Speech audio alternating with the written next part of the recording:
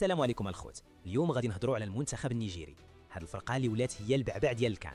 واش بصح نيجيريا هي اللي غادا دير اللقب؟ الواقع هو ان نيجيريا فرقه صعيبه بزاف، ولكن التحدي هو هذا. الا قدرنا نخرجوا نيجيريا في الادوار الاقصائيه نقدروا نقولوا بلي الكاس راه ديالنا، حيت هي الوحش الحقيقي في هذه البطوله. القوه ديالهم كتجلى في السرعه الخياليه في الهجمات المرتده. تخيلوا كيوصلوا المرمى الخصم في معدل 9.2 ثانيه فقط. هذا الرقم كيبين باللي اي غلطه في التمركز غادي تخلصها غاليه. المايسترو ديالهم هو أليكس إيوبي، اللي داير بحال توني كروس في وسط التيران. هو اللي كيتحكم في الايقاع وكيعطي التمريرات القاتله اللي كتضرب الخطوط الدفاعيه كامله. الخطه ديالهم واضحه وكتكرر بزاف، كيعتمدوا على العرضيات اللي كتمشي ديما للبوطو الثاني، تما فين كيتسنى اوسيمان باش ينهي الهجمه. هذاك التكتيك هو اللي ماركاو به بزاف ديال البيوتا. ولكن راه ماشي فرقه ما كتغلبش، عندهم نقطه ضعف كبيره في الدفاع، وبالضبط في الجهه اليسرى ديالهم. الظهير الايسر كيطلع بزاف وكيخلي مساحات كبيره في ظهره اللي ممكن نستغلوها. باش نربحوهم خاصنا نكونوا حذرين من الضغط العالي ديالهم ونلعبوا بذكاء على الاطراف.